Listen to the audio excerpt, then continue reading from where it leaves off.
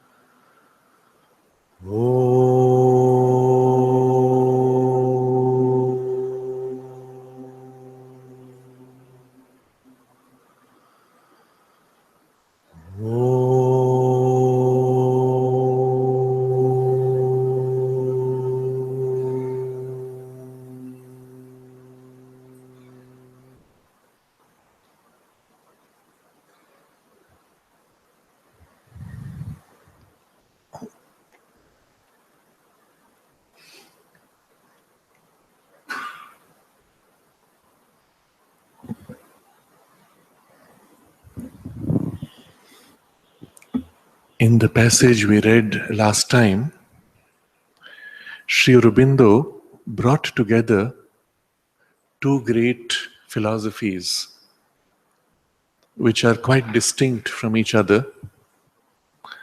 Looking at one would not see the similarity with the other, and he places both of them next to each other as substantially the same intellectual generalization from the same spiritual experience. Different only in their language and their viewpoint. And these are the two philosophies which come from the common founding experience of the consciousness stepping back by a kind of an exclusive concentration on the silence, on the unchanging, immutable oneness, pure self-existence, in other words.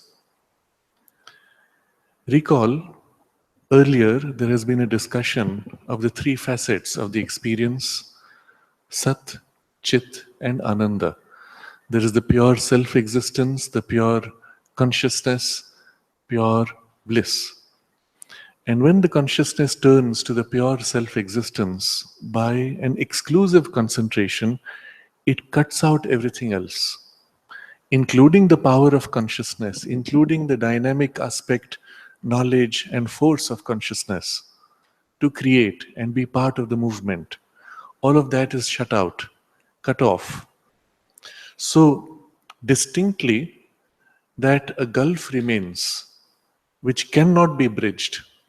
And so you have on one side this pure self-existence in silence, and on the other side you have this world movement activity. And since they cannot be bridged, there are two variations in which this division is resolved. In the approach of the Sankhya philosophy, there is the consciousness which is observing in silence, never part of the movement. And then there is the nature which is always in movement, never in stillness. And the two never meet.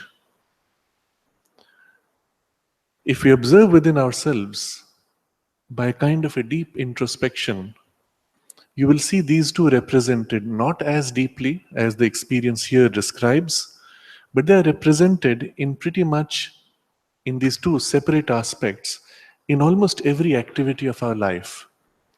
When we choose to take up some activity, there is first the poise where you stand back from what you're going to do. You separate yourself and you observe what you're going to do. You plan it out. There is an activity in planning. But the planning is when the part which is separate observing starts moving into activity. But it is still somewhat detached. The plan can change. It's fluid, flexible. Then you move into activity where your life energies, your mind, your thoughts, your body, all your actions pour out to execute your plan until, in the midst of the plan execution, you discover an unexpected situation. And the first reaction with the unexpected is to disengage, to step back from involvement in the movement and review, separating, observing, replanning, reassessing, changing your plan, and then again plunging back into execution. And you keep switching back and forth. This double reality is a part of our daily experience. It's not something unusual. What is unusual in the description we have seen before is the extent to which the consciousness can go into that pure self existence to a degree that all movement seems even to fade out into a kind of a unreal, illusory, or even distant experience. And in this Sankhya philosophy, this double status is taken to be the ultimate basis. There is a consciousness, it is unchanging. There is an energy in movement, it is always changing, mechanical, unconscious. Only because the consciousness is aware of things, the activity of that mechanical energy reflects in the consciousness. And to the extent that, like a cinema screen, you accept the image as yourself, you're a part of it. The moment you say, no, it is only a reflection, it is not I, you get free of it, and you remain free. So this is the approach taken by the Sankhya philosophy. On the other side is the Vedantic view, which takes the same inactive self, but now declares it as the only reality. The other thing is illusion, created by activity of mind, and you can refuse the imposition of the illusion, even discard it, and merge into pure self-existence. Now, there are two different approaches to resolving this division that is at the heart of this experience. If you look at the content of the philosophy and the wording, you would never say that they are the same. But if you look at the thing behind which gives rise to the philosophy, you realize, oh, they're just two different ways of resolving the same experience. And if you stop here, then what is the meaning of life? The whole point of a spiritual experience is it changes you. It redefines your experience of yourself and of the world and the relationship with everything. And there are many experiences, many viewpoints, many depths or layers or heights in which this whole thing changes, grows to become more and more complete. At any point, you could stop and say, this is all. And you would freeze and lock yourself into a limited worldview or experience. And so he says, if we rest here, there are only two possible attitudes towards the world. Either we must remain as mere inactive witnesses of the world play, or act in it mechanically without any participation of the conscious self, and by mere play of the organs of sense and motor action. He quotes here organs of sense and motor action. He quotes from the Bhagavad Gita, Kevalair Indriyai, that is, only by the sensory machinery. And this is a poise one could live in. So look at the two options. First is you remain only a witness and the world play goes on, you are inactive. And this is natural to the position of the Vedantic conclusion. If the world itself is illusory, well, you better stay out of it, remain in the only reality which is your pure awareness, and it is inactive.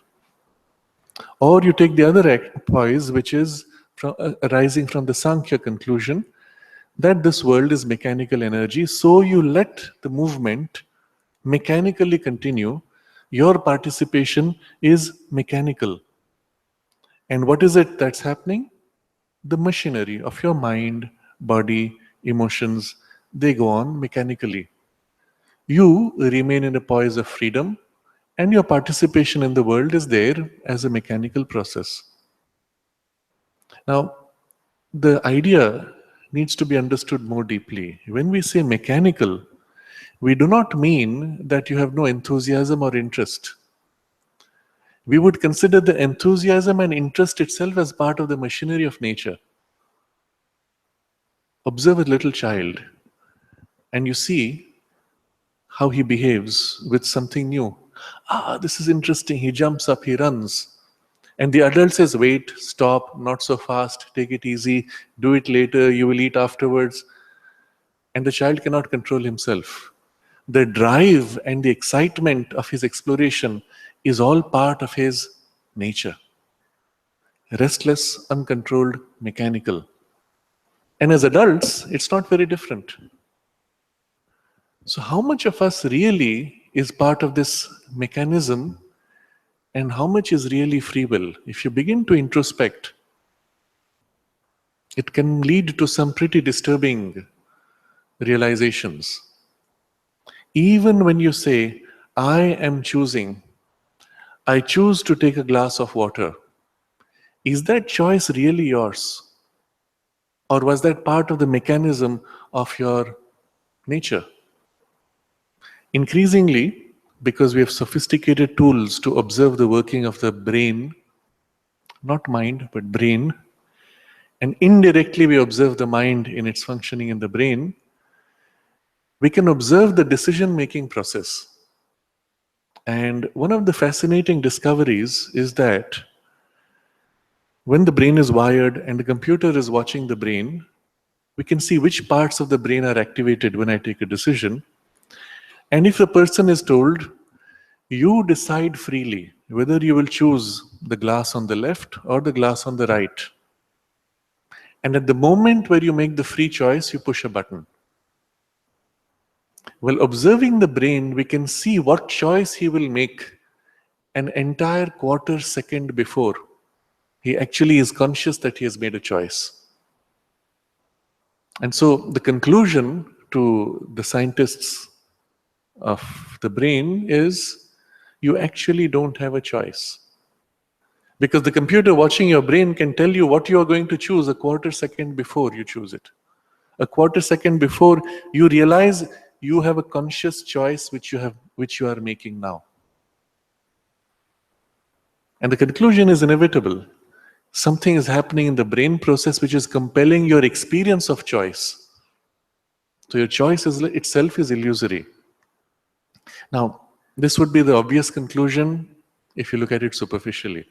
From the yogic perspective, we will say, because we know that there is such a thing as free will, from the yogic perspective, we will say, your mind and your awareness itself is many layered. You are conscious only of the surface part of your mind's working. And when you make a choice, the actual decision or activation of your freedom takes place a few layers down where you are not conscious. And from there, it ripples out. When it hits your conscious layer and you become conscious, that's when you have the experience of making a choice. But let's say you made a choice, and it's just an introspective process you can do on your own. I choose this. And if I ask you to observe why you chose this, at which point was there the decision made, and what was the cause for it, you cannot. There's as if inside you, when you have to make this or this, this, an impulse came. From where? From me. And if you observe, from inside me, something popped up for this. What was that inside? What was the machinery mechanism of choice there? We are not conscious. It popped up with force, and I've swayed with it. If you look at it this way, you will conclude yes, even that choice was part of a mechanism.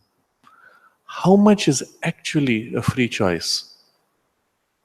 The few occasions that we experience a free choice is when we find ourselves doing something by habit, by fear, by desire, instinct, which some part of our mind says, no, I shouldn't be doing this.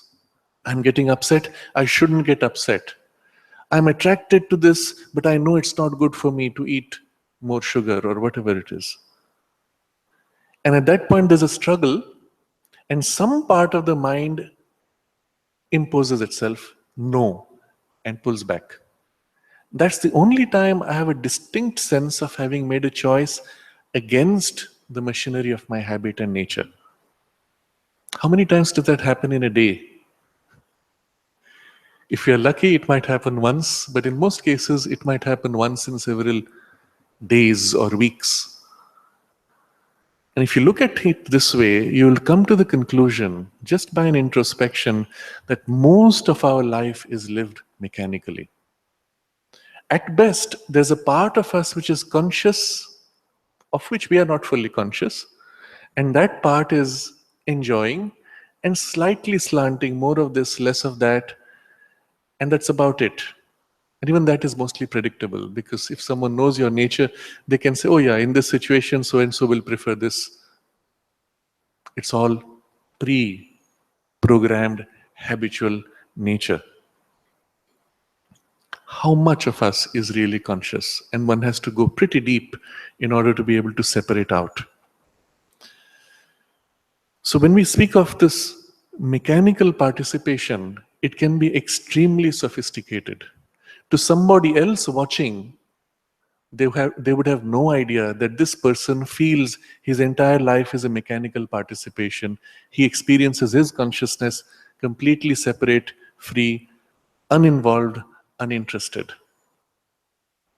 In his exterior behavior, he may be with the full enthusiasm of a child playing and in his excitement doing all kinds of things, but behind he, as he knows himself, might be completely uninterested, equal, silent. And so in the yogic tradition, they speak of an unregenerate nature when put in this condition where the consciousness has stepped back, disengaged, and said, all right, you nature, play on as you like. I am in my pure self-existence. Then the undeveloped nature often takes on forms habitually as like a child, like a demon, or like a madman. Balava pishachavat unmattavat. Okay. Broadly, they are just exaggerated extremes of human nature. If the fellow is childlike, you say, oh, such a great yogi, he's so nice, so good to be with. If it's the other types, then it's, oh, this is a crazy fellow, stay away from him. And we know, I have heard this story in the Arunachal hill, where Ramana Maharshi spent many years on the hill. For a long time, there used to be one yogi who would live in a tiny cave. It was so small he had to crouch to be inside, and he would be there pretty much day and night. And if people approached him, he would take stones and throw at them to say, stay away, don't bother me. And there are many such examples. They can even be abusive. They will hurl abuses at you, and you'll say, what kind of a yogi is this? He's abusive. No, but inside, his consciousness is totally different. Sri Aurobindo describes both these extremes. In these extremes, meaning the one approach where you are inactive witness of the world play, and the other where you participate mechanically. Both these approaches Sri Aurobindo describes in two sonnets, separate sonnets. And I'm tempted to read from them because in the sonnet, Sri Aurobindo not only captures the experience, but also in one of them questions whether this is all. So this poise of the mechanical participation is in a sonnet titled Self. He said, I am egoless, spiritual, free. Then swore because his dinner was not ready. I asked him why. He said, it is not me, but the belly's hungry God who gets unsteady. I asked him why. So why does the belly's hungry God get unsteady? He said, it is his play. I am unmoved within, desireless, pure. I care not what may happen day by day. I questioned him, are you so very sure? He answered, I can understand your doubt, but to be free is all. It does not matter how you may kick and howl and rage and shout, making a row over your daily platter. To be aware of self is liberty. Self I have got, and having self, I am free. So the question of Sri Aurobindo is, are you so very sure? When he says, but still the person lives, the consciousness lives in this egoless, spiritual, free, but the mess of the personality can be quite terrible. On the other side is this other experience which he captures in a sonnet titled The Yogi on the Whirlpool. And he relates the experience of the consciousness which is free with the whirl of the personality and nature, which is like an individual whirlpool in a universal movement. On a dire whirlpool, in the hurrying river, a life-stilled statue, naked, bronze, severe. He kept the posture of a deathless seer, unshaken by the mad waters' leap and shiver. Thought could not think in him, flesh could not quiver. The feet of time could not adventure here. Only some unknown power, nude and austere. Only a silence mighty to deliver. His spirit, worldwide and companionless, seated above the torrent of the days, on the deep eddy that our being forms, silent, sustained the huge creation's stress, unchanged, supporting nature's rounds and norms, immobile background of the cosmic race. So the whole consciousness is in this poise, immobile, worldwide, alone. And here is this huge stress of the entire creation that he supports in this vast equality. And here is this tiny eddy, deep eddy of our being's forms. So it's as if there's this huge whirl of the universe inside which there's a tiny whirlpool. That's this personality. But you are in the wide silence alone. Now these are very different descriptions because the relationship with the world is different. But the basis of the spiritual experience is common to both. A gap, a separation between consciousness, silent self, and world, which has no relation at all with the silent existence. So, if we rest here, we have these two possible attitudes. In the former choice, that is where you choose to just remain inactive witness, in the former choice, what we do is to approach as completely as possible to the inactivity of the passive and silent Brahman. Everything else you discard. We have stilled our mind and silenced the activity of the thought and the disturbances of the heart. We have arrived at an entire inner peace and indifference. We attempt now to still the mechanical action of the life and body, to reduce it to the most meager minimum possible so that it may eventually cease entirely and forever. This, the final aim of the ascetic yoga which refuses life, is evidently not our aim. But the alternative choice we can have, by the alternative choice, we can have an activity perfect enough in outward appearance, along with an entire inner passivity, peace, mental silence, indifference, and cessation of the emotions, absence of choice in the will. And this is tempting. And he will now discuss what's the consequence of this choice.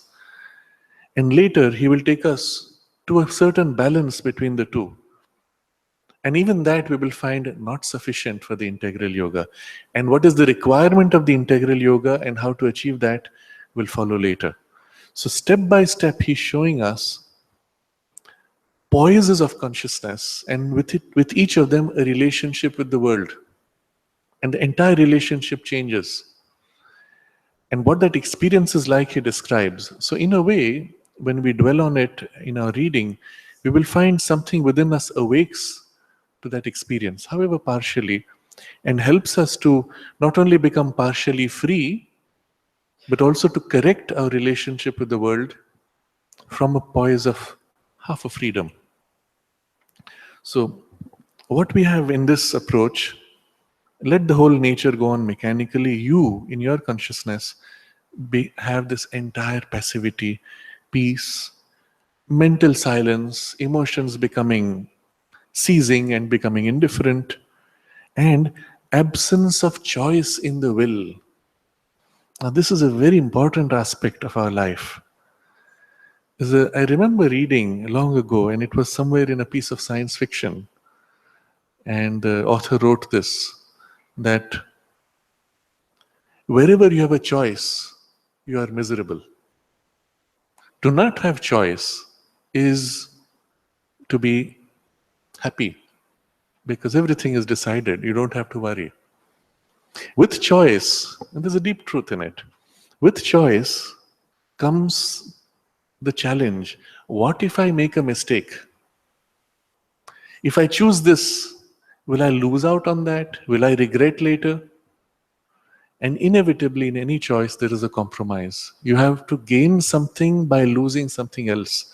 And something in us will always feel, the principle, the grass is greener on the other side. Having made this choice and having committed myself, I will always think, that might have made me happier, that might have been more interesting, but I have no way to verify. And so, making the choice is always a very stressful situation. Often what we do then, we consult somebody and put the burden of the choice on someone else. And if things go wrong, you told me to do this, and so I'm absolved of my guilt or error. When we know what we want, of course, we rush with our desire. So now this absence of choice in the will is one of the things which gives you great peace, peace of mind, peace of heart. But is this really possible? What is it like practically? Sri Aurobindo writes, to the ordinary mind, this does not seem possible, as emotionally, it cannot conceive of activity without desire and emotional preference. So, intellectually, it cannot conceive of activity without thought conception, conscious motive, and energizing of the will. So, the idea is, and this is how we tend to think, if you are told you have complete inner passivity, peace, mental silence, cessation of emotions, and absence of choice in the will, what would it be like? Well, you would think everything becomes quiet. No, that's only the inner poise. Everything else goes on as it is, mechanically. How can that be? How can you have an engaged emotional life without feeling emotions? How can you have a thinking, active, rational life without thoughts? How can you do anything without some impulse within you pushing? And here he explains How you can have all these activities and yet you can be separate and not part of those things. He says, but as a matter of fact, we see that a large part of our action, as well as the whole activity of inanimate and merely animate life, is done by a mechanical impulse and movement, in which these elements are not, openly at least, at work. So there is no activity of thought conception, emotional preference, personal desire, or a conscious motive or energizing will in, for example, plant. The plant grows. Can you see in it conscious motive, energizing will, thought conception, or even emotional preference? Nothing. You pour water, give it sunlight, give it fresh air, it will grow. You can even measure it with precision and anticipate how much it will grow, when it will flower, by observing the chemical processes within it. It's all sophisticated machinery, so it seems. If there is an impulse, at least it's not obvious. Large part of physical life is, of course, like this. The wearing away of a rock over millions of years by water, by air. The whole of physics rests on this assumption that there is no emotion or conscious thought or independent impulse in matter. And so anything you do is entirely predictable. Except we do find that something is not quite fitting when you go down all the way to the subatomic particles. There we find things happening which are not so mechanical. But otherwise, generally, if you look at material objects, everything happens like a machine. In life, in plants, everything seems to happen like a machine. So he says, the whole activity of inanimate and merely animate life is done by a mechanical impulse and movement, in which all these things are not there.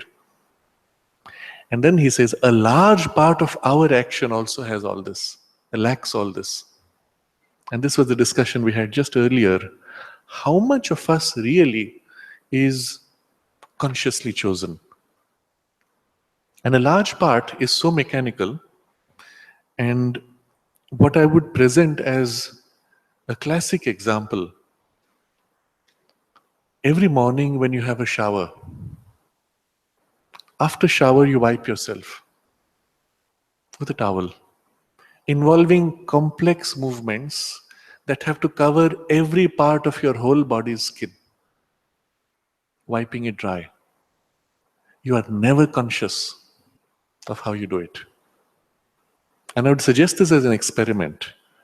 Try to do it consciously, and you will find you are confused. You will miss parts, you will miss different portions, and you'll say, oh, this part I forgot to wipe. But when you let it happen mechanically, over the years, your body has developed a certain habit, and it goes on, it does its thing.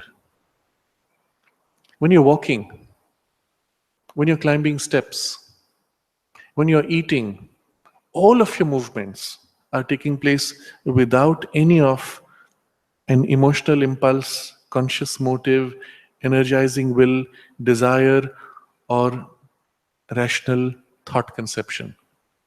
All mechanical.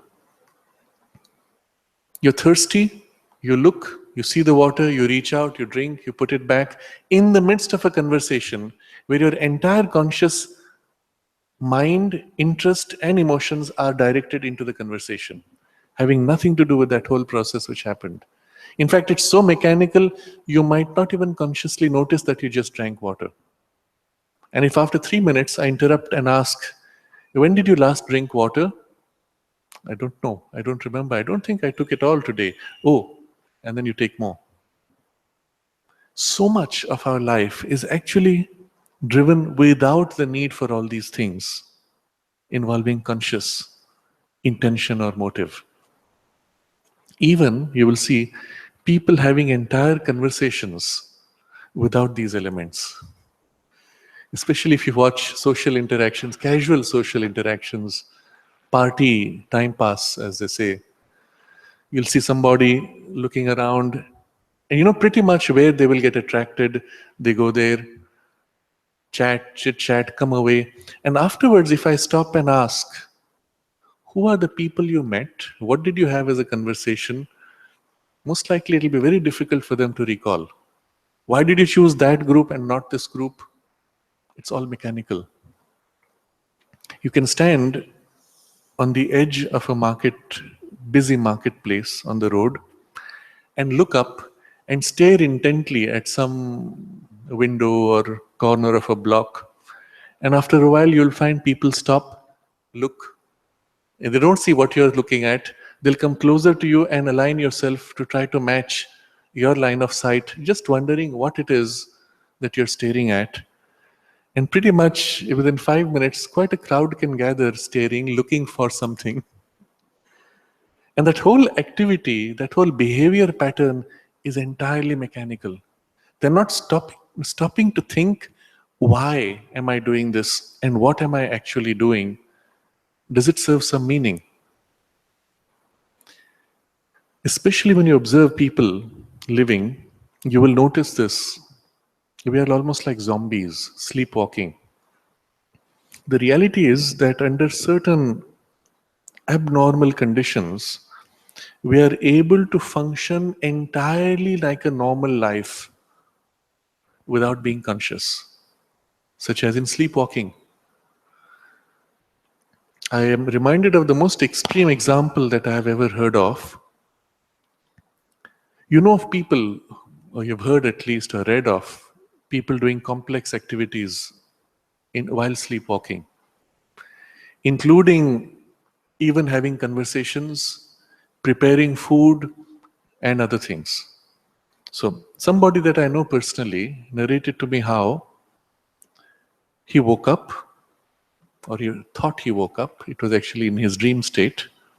He got up, had his shower, prepared his breakfast, ate, left his house, got into a car, and drove to work through an entire city, reached the gates of the factory, and honked. Surprisingly, the gates were closed. He honked and honked and honked until the sound of the honking woke him up. And he said, "What am I doing here?" And by then the guard came. It was dead middle of the night, 2 a.m. The guard came and said, "Why are you here?" And he realized he had done all this in a state of sleepwalking. How much is possible for us to be unconscious? In fact, we are, except we are not conscious that we are unconscious. So that's the complexity of this human life and the mechanical living. So he says, these elements are not openly, at least, at work. They are at work. Something is happening, some volitional, some impulse, even some kind of a rational and emotional involvement, but not open. They are subdued behind the scenes. It may be said, he says, it may be said that this is only possible of the purely physical and vital activity, and not of those movements which ordinarily depend on the functioning of the conceptual and volitional mind, such as speech, writing, and all the intelligent action of human life. So, this would be our next conclusion. It's all right, you did a mechanical thing, you drove, you ate food, all part of your normal mechanical life anyway. Normally, when you get up in the morning, you have your shower, you may prepare food, your mind is somewhere else. And so you can understand, yes, all this was mechanical. But what about conversation, speech, writing, which involves conceptual functioning and conscious will of the mind? Can that be mechanical? And so Sri Aurobindo says, but this again is not true. As we find, when we are able to go behind the habitual and normal process of our mental nature, and this is the point of our introspection. If we really step back behind that process and question how much are we actually writing or speaking which is not mechanical and habitual. It has been found by recent psychological experiment, and Sri Aurobindo was writing this 100 years ago, almost to the year. It has been found by recent psychological experiment that all these operations can be effected without any conscious origination in the thought and will of the apparent actor. His organs of sense and action, including the speech, become passive instruments for a thought and will other than his. Now, these psychological experiments, recent psychological experiments, we have to look back at the literature of that time. We actually discover quite astounding experiments being done in a large part in Europe. They were bold, dramatic, and deeply disturbing in their conclusions. So disturbing that there seems to have been some attempt to subdue, suppress, and even erase the conclusions or the evidence that came from these experiments. Precisely because they question the human idea of our free will and make us conscious that in fact we can be so easily manipulated. That same knowledge remained as an undercurrent to be used by a kind of an elite of humanity, preventing masses from knowing about it, but being used deliberately by an elite. A large part of the elite now is part of the industry of advertising and other. So I'll describe some of the experiments which were common in that period and the conclusions which come from them. A large part of these, let's just see what it is Sri Aurobindo is pointing to. All these operations, including conceptual and volitional functions of the mind, speech, writing, and intelligent action of human life, all these operations can be effected without any conscious origination in the thought and will of the apparent actor. Now, this is very important. Who is the apparent actor? You. You are doing this work. You think you are doing it. That's the apparent actor.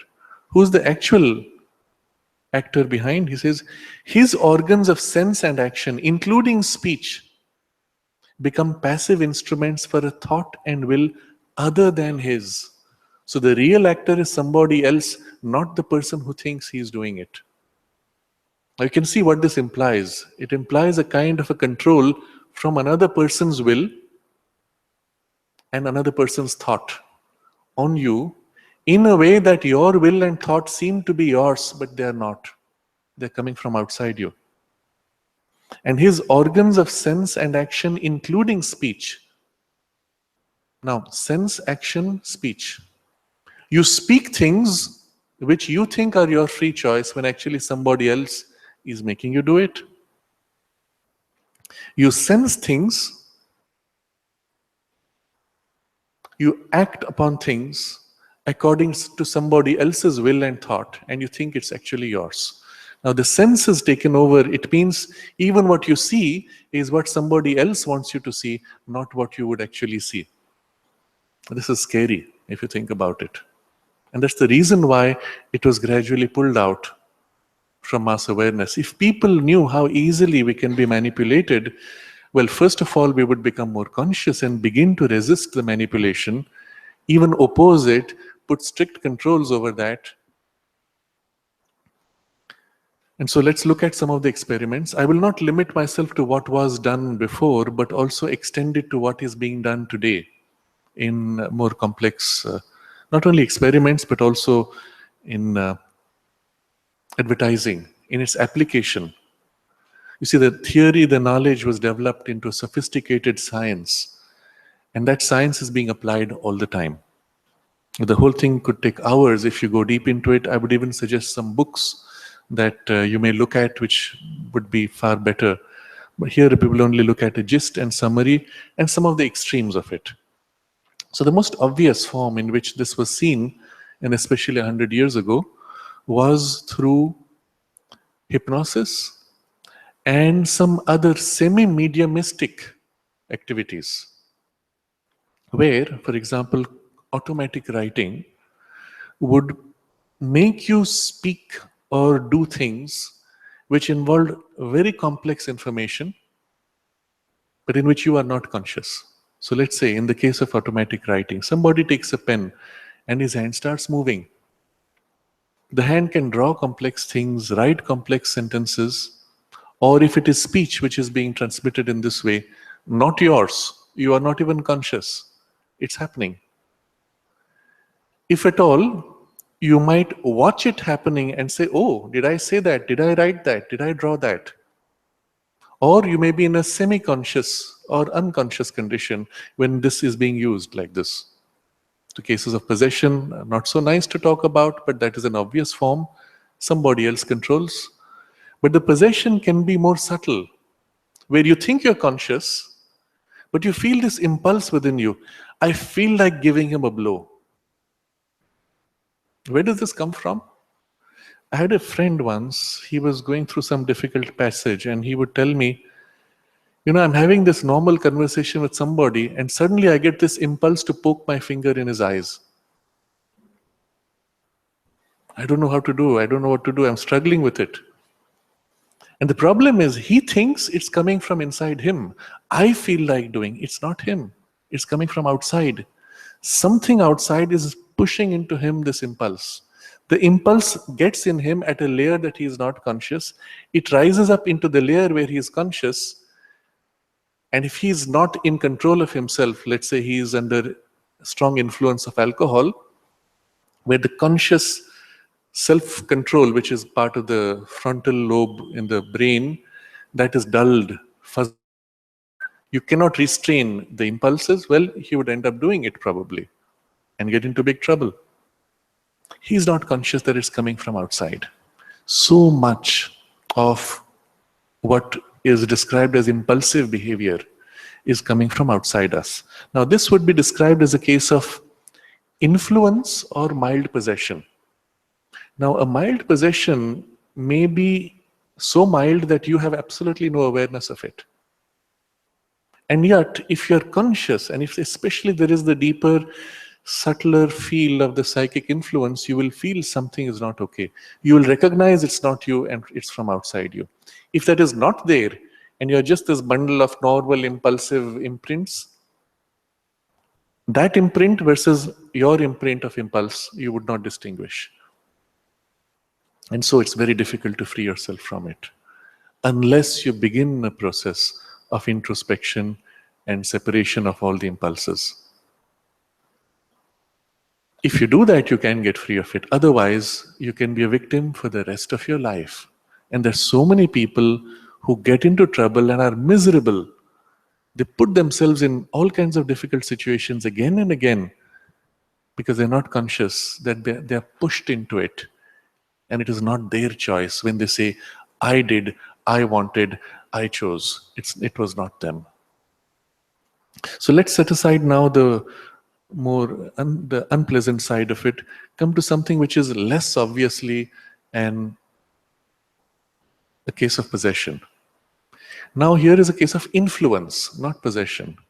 Influence not of subtle beings, but other human beings. And here it can be as sophisticated or even more. So we'll look at two cases. One is the influence of environment and advertising, and the other is of people and directly somebody's mind and will. In the first case, if you walk into a restaurant, and especially some of the more popular chains, they have gone through a whole process of planning out how to influence you even before you have entered the space.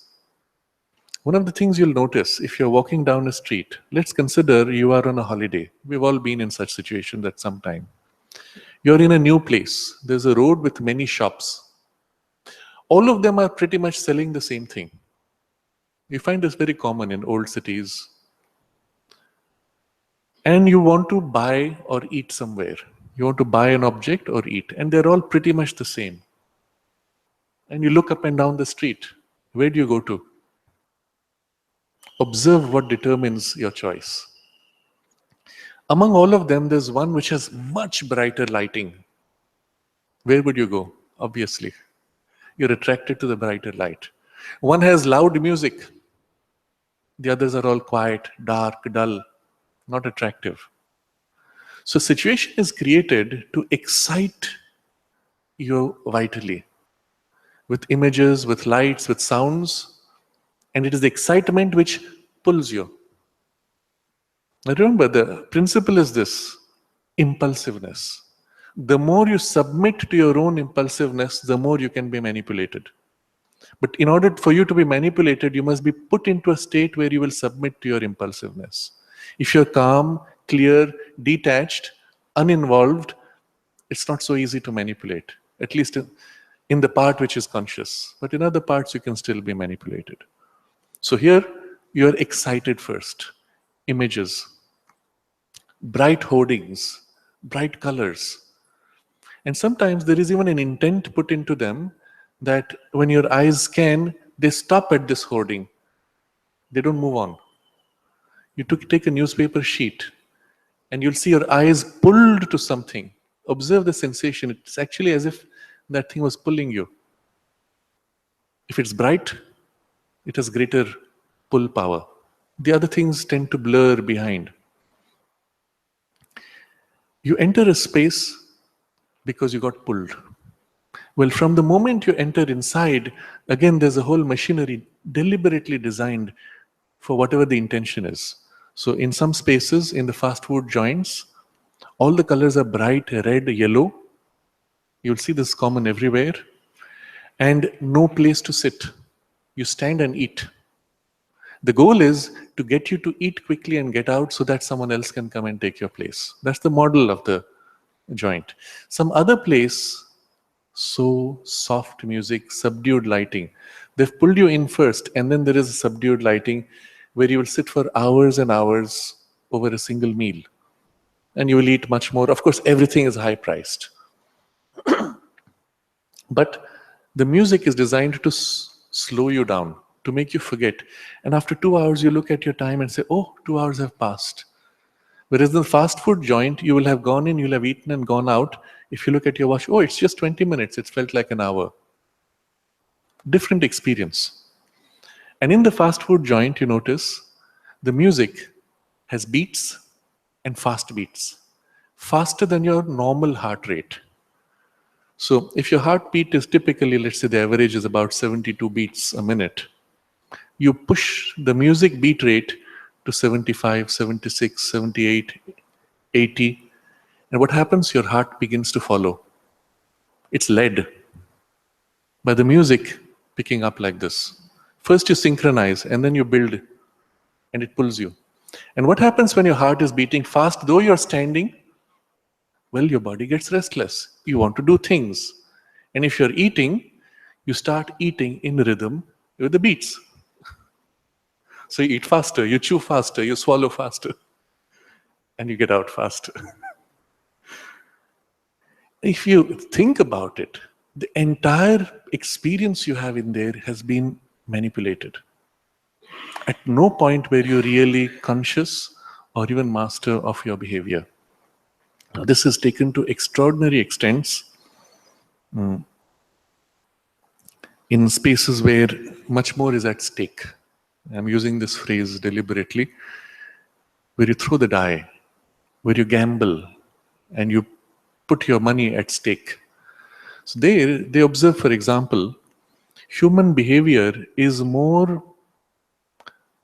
less risky under certain circumstances, and you tend to be in your behavior, take more risks under other circumstances. They observe what are those things, and they create those circumstances.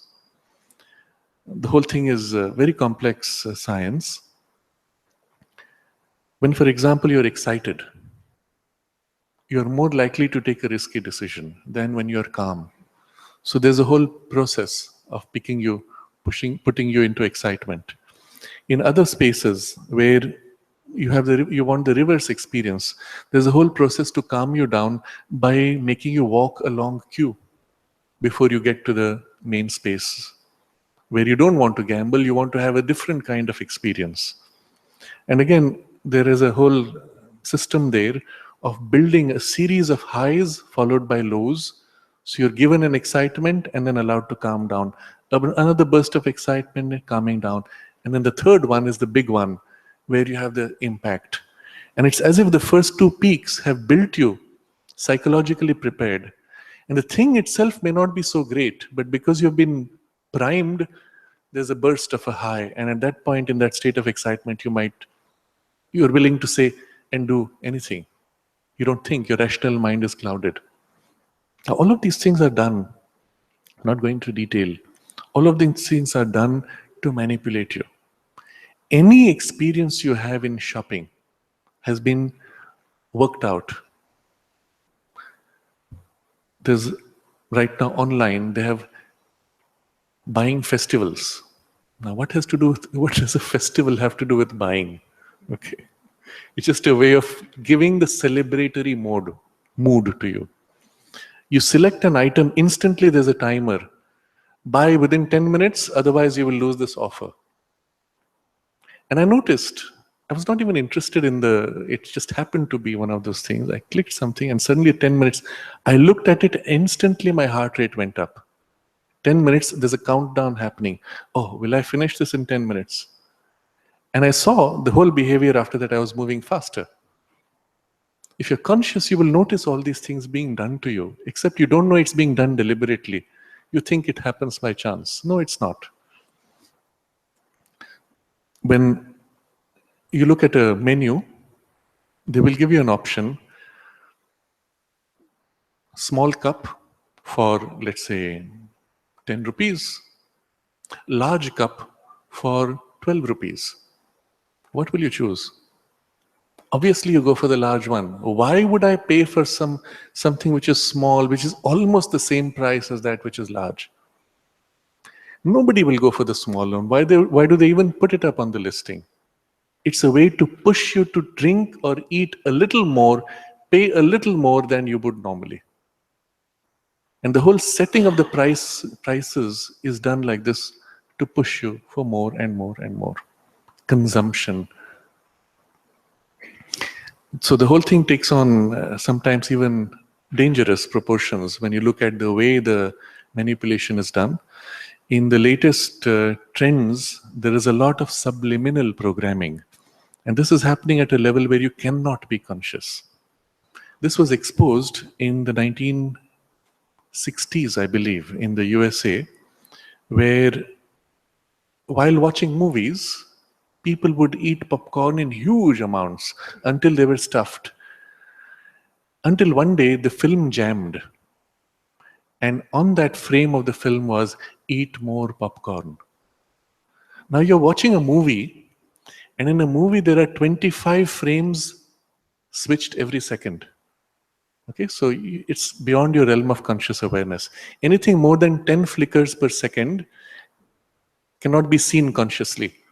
But your subconscious and the machinery of your brain is registering every frame.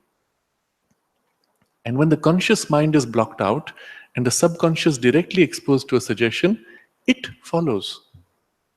So it was ordered, eat more popcorn. I felt like eating more popcorn. I went and bought. And it went on until this was exposed by mistake. And then a law was passed banning subliminal programming. Now, there are many ways around that law, many ways to bypass it. And one of the ways by which you will see this in advertisements, they will show you images changing rapidly. So they'll show you an image with bright, very attractive, stimulating picture. And the next moment it flips to the object which is being sold and then flips back to another stimulating image. So it spike you and push this subconscious suggestion and then move back. And it works. It works deeply. If you're asked a question, which of the soft drinks do you prefer, this or that? Observe, the two big names which are there. I don't even want to name them. But Which one would you choose if you had a choice and you had nothing else to take? One of them, and you notice the decision has nothing to do with taste, it has to do with pictures. It has to do with emotions created as an association through the advertising. That is what is swinging your choice. In fact, if you ever taste one for the other, they're not too different. Same bland, flat. And there are many other things which you like much more, which you make at home, if you've ever had a chance to do that. But the younger generations don't even have that chance. The choice is not made by the reality, but by a programming which is deeply embedded in you, going back decades. I've seen this happening in India when an entire generational change has taken place in our breakfast habits. So we used to have traditional foods. Nobody would ever take cornflakes or noodles or any of these things because, well, they were not part of our culture. And when first they started advertising on television, they aimed at the children straight. And the youngest of the children made it appear through images targeted at the children that children will ask the parents. And so the actually suggestions went to ask your parents, tell you, do you do that? Look at all the other children. And suddenly there's this pressure going on to the parents. Then there was a series of advertisements which were aimed at the mothers, because the mothers are the ones who decide what the children will eat. And it was aimed in this way, sometimes also by a combination of planted stories. Oh, these things are healthy. They are healthier. Those things are bad. Planted stories. And if you watch the trend, you'll see the advertisements and the stories coming in the newspapers are matching. And then you know that it's being done deliberately to push you. So first children are provoked, then the mothers are influenced, and eventually those children now have become parents. And you can see this in houses now. Those children feed their children that particular brand, that particular product. It's done. In one generation, they've conquered the market. Strange. But they think like that. They think ahead in this way. So this is just to show you how much of human life is being actively manipulated using this knowledge of how to influence people. And subliminal programming is one of the most powerful means, and they've now pushed it to levels where they're able to tap into it, not just through images, but even through associations built up in a complex way.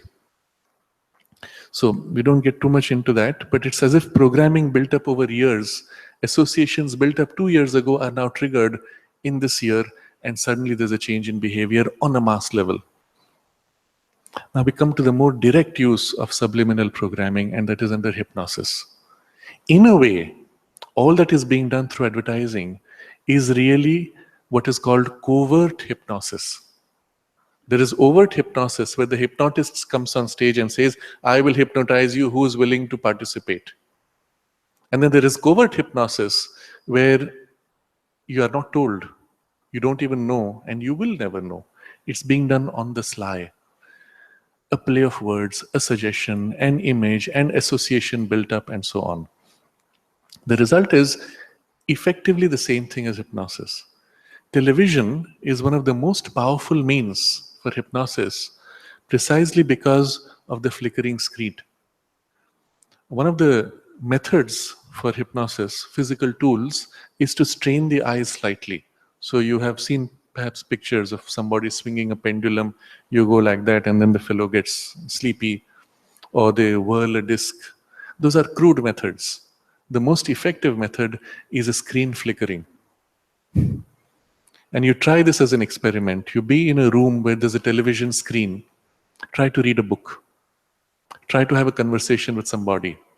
Even with this volume on zero, just the screen flickering with some images, you'll find again and again your eyes will go like that. You're having a conversation and your eyes go like that. Your head turns. Your mind is pulled. Why? Just the flickering screen, nothing else.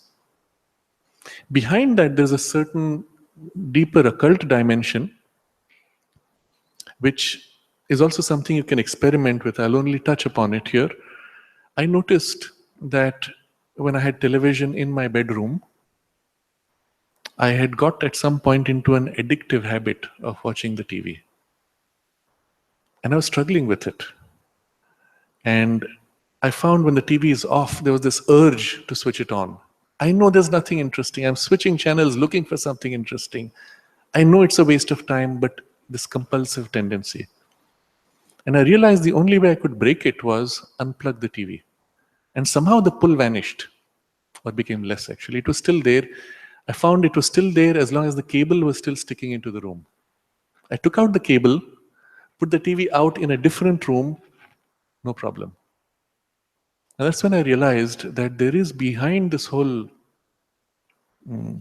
distribution network an energetic network developed, I don't know if consciously or unconsciously or seized upon by some other powers, which gets into it and through that link reaches out to you and pulls. You know, when people look at examples of addiction, whether it is alcohol or drug or anything else, they don't realize that this substance itself, which is addictive, has an active participation in the addiction. It has an energy which pulls, it has energy which reaches out into your sense mind or emotional mind, physical, vital, mental. That's the point where it has this link. It's the vital turning to physical or mental. There it has the link, and once it has got a hook into you, it does not want to let go. It has to be cut. And then again, once it has had a hook, it has a tendency, because something of it has remained as an imprint, until that is erased, it will tend to try to reach out again and again. And this is actually happening through the media also powerfully. There's an occult force behind. You will recall Mother describing how she saw in a church this gigantic spidery being which was sucking the energy of the people who had come to worship. Well, something like that, but on a much larger scale, working through the system of the media. So let's set aside the occult dimension and come to the covert hypnosis itself, which is being used actively in this way. And one of the forms in which it can be understood is when you observe the overt hypnosis, where a person on stage gives a certain suggestion. The suggestion can be so complex. It can say, at this particular time, when the clock strikes this, you will get up, go and do this, say this to that person, whatever complex behavior, and that happens. When the clock strikes, the person does exactly that. Or he will say, and this it sounds so weird, the hypnotist says, whenever I speak this particular word, you will get up, do a quick dance, and go and sit down again. Or you will get up and sing the national anthem. Now, this is in an open space with audience. The post-hypnotic suggestion is given. Then the hypnotist says, now wake up. And you remember nothing. You think everything is fine. You go back and sit, and the fellow starts talking. He throws in this word casually. Suddenly, that person gets up and does his dance. If you ask him, why did you do that? "Oh, I felt like. It's the most normal thing. Why are you questioning me? Isn't it normal?" I'm pointing out to this because in his mind, in our mind, that whole behavior is so normal that we do not see anything wrong with it. To get up in the middle of a public program and sing the national anthem and sit down and feel good about it. And when asked, you say, well, I just did what was the most normal thing. Why are you asking me? He is genuinely puzzled. This is the problem we have when we get into conflict with people or when we behave in certain impulsive ways. We think at that point, we justify to ourselves, we think it's normal. We wonder why the other does not understand. When you think about this deeply, you realize how difficult it is to recognize what is normal and what is truly you, your impulse, your conscious choice. How much of you is just the result of programming of this kind? Are we simply pre-programmed with post-hypnotic suggestions from birth, perhaps by nature, by some impulse, by our heredity, by our environment, by our cultural context. How much of us is really just imprints programmed like this? And we are not even conscious, and we do not have the means to be conscious because it's normal. When you're part of a crowd, you will find yourself behaving differently. You come out of the crowd, take a shower, you'll find the behavior changes. You are free from that influence. If you're conscious, you'll notice that influence got into you and changed your behavior. How much of humanity and collective behavior, even across nations, is driven by such influences? How much is deliberately done to a group to manipulate group behavior, to create fear, to create doubt, to create uncertainty? There is a terror attack, and suddenly there is a boost in advertisements for insurance. The advertisements were paid for before the terror attack. Is there a connection? Actually, I believe this program goes since many thousand years. Yes. Actually, Yes. by some occult groups.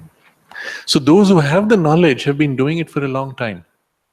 It's just that they keep the knowledge secret because it's not convenient for you to know. Now, why is this relevant? Because what Sri Aurobindo is pointing here is this. In fact, much of our life is part of this mechanical process and impelled by thoughts and wills from outside us. Now, outside now, we will summarize. It can be another person like a hypnotist. It can be an environmental suggestion by somebody else who has prepared the environment. It can be a force or an energy or a being on a vital or mental level. It can be from a collective imprint on a group. Anything from universal nature can get into you and pop out of you as your free will and choice and thought and speech and action. So I'll make two more examples and then we will move on. One is this whole exercise of automatic writing. Sri Aurobindo himself experimented with it at a time when his yoga had already taken him to a poise of true freedom of self. And so he could play with experiments of his nature to see what was the principle behind it. And he came to the conclusion that in most cases, it was not even some external being. It was some part within your own subconscious, subliminal layers, which would come forward and express knowledge which was accessible on a subliminal layer anyway. It could not express things which were not accessible to you on that layer. And it could make complex, complete sentences, even expressing knowledge that your surface mind will say, there's no way I could have thought, no way I could have remembered this. Just as under hypnosis, you could be asked to describe events that you have consciously forgotten. When you were 3 years old, how did your grandmother greet you? Maybe she's passed away when you were 5, so you have no memories that remain consciously. But the full access can be recalled because it is there somewhere in your subliminal or in the part of your subliminal that opens to the universal subconscious. It can be accessed from there. And so it can be received as a suggestion or as an imprint. Even under hypnosis, you could be told, well, in your past life, you were Napoleon, and describe to me what happened under these circumstances in that event. And you will, if the hypnosis is deep enough, you will be able to recall as if it was your own life. Why? Because at that point, you're tapping into the universal subconscious, or you're catching the expectation or suggestion of the hypnotist. But you're picking it up from outside you, but it emerges within you as your memory. And so this brings me to the second example, which I want to close with. Certain psychologists in the US believed that many human beings are abducted by aliens. And so this particular psychologist took this up as an exercise and interviewed people at random, going into thousands, discovering that more than 20% or some humongously large number of his randomly picked up patients could recall under hypnosis memories of being abducted by aliens. Later on, many years later, so this became a big story. Many years later, there was a separate clinical study which questioned whether the hypnotist's expectations were reflecting in the memories. And they discovered, in fact, they did. So the hypnotist was told, so and so has just been through such and such an experience. We want you to do a past life regression or deep regression of memory, whatever, and draw out this. And the fact that the hypnotist expected to hear this, had in his mind certain pictures and images, was instantly reflected in the hypnotized patient's memories. Now, what does that mean? So, this is called false memories.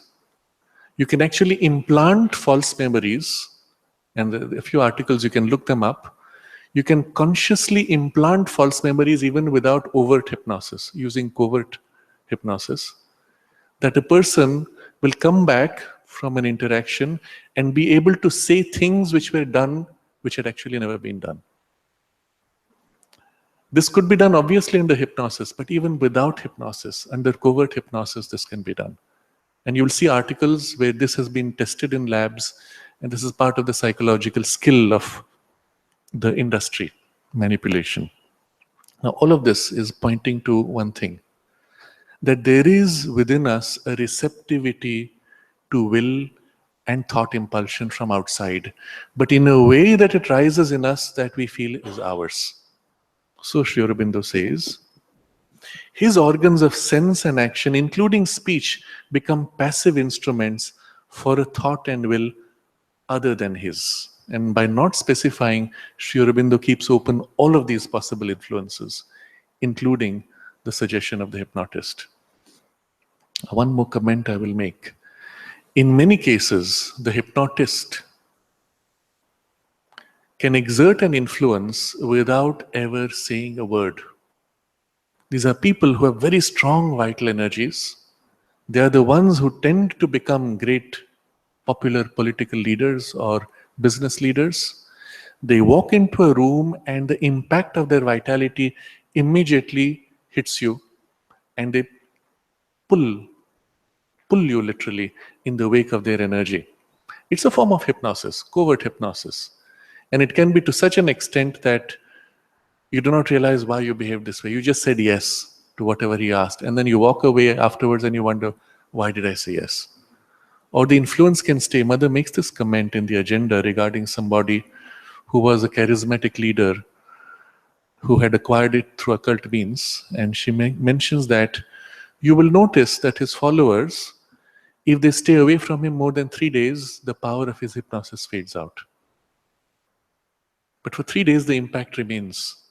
It's a very interesting suggestion, and it points to certain realities not at all pleasant to know about, not at all comfortable to face, to recognize that we are so vulnerable to things.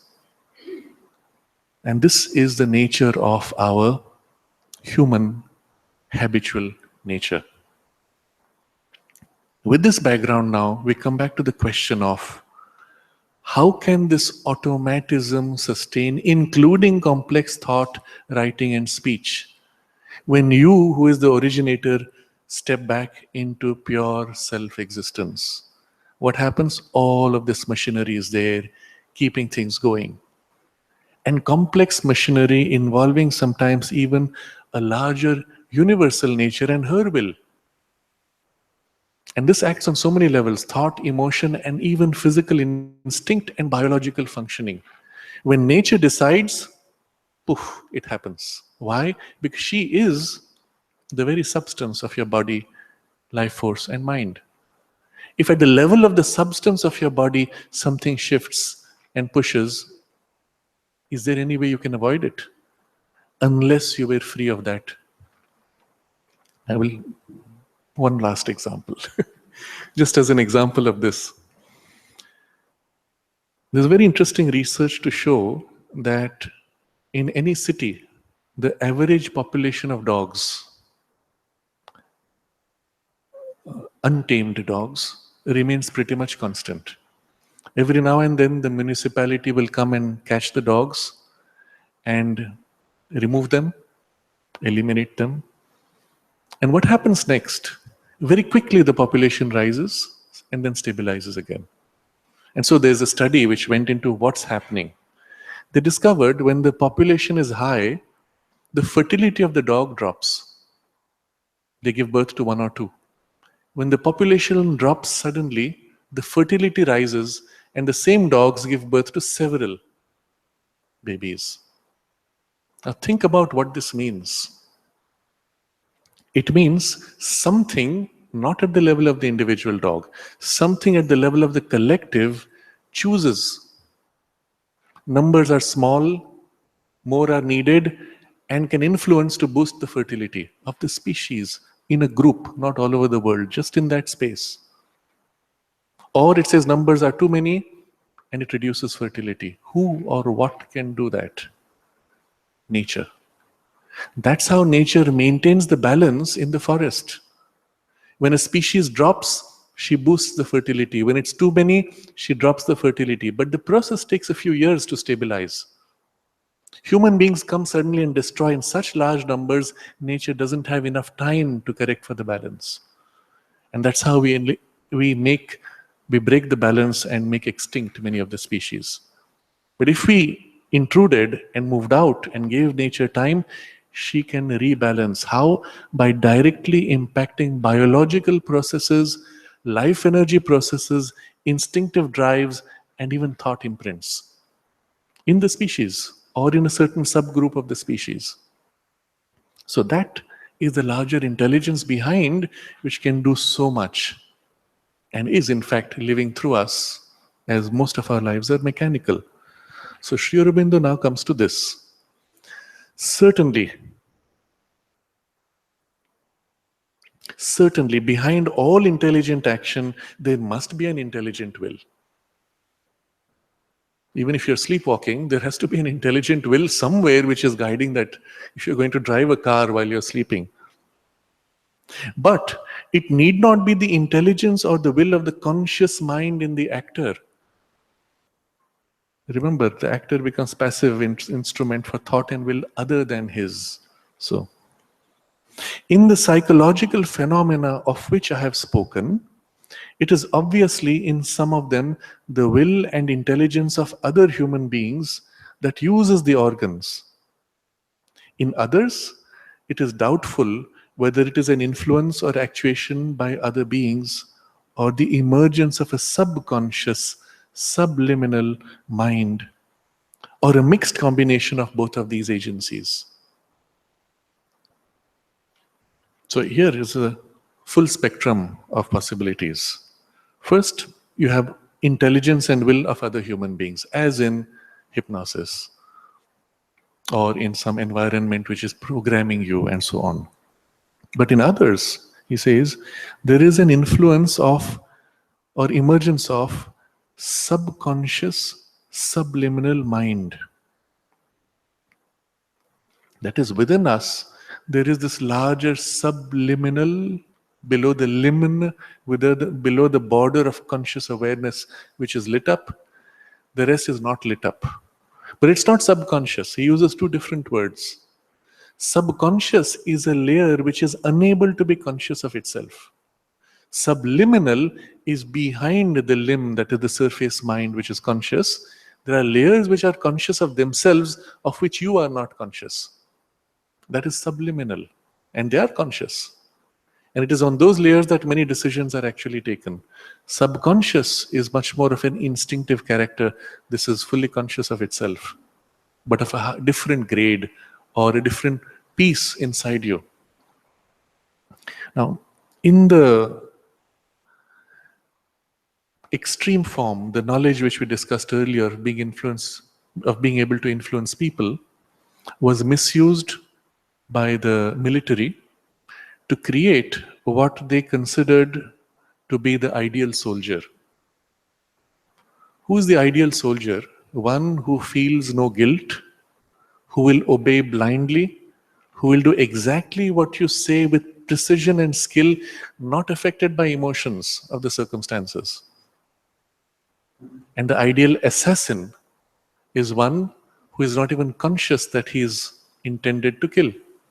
Now, there are movies made around these stories. One of them is called The Manchurian Candidate. Look it up, it's an interesting idea brought into the movie. But the reality is this: an entire program was developed by the military, the US military after the Second World War, which drew on a large part on the research which was done during the Second World War by the Nazi groups for this purpose. They developed it into a sophisticated technology which officially was shut down in 1972, unofficially continued because it was so developed, there is no way you can hide it. I mean, there's no way there's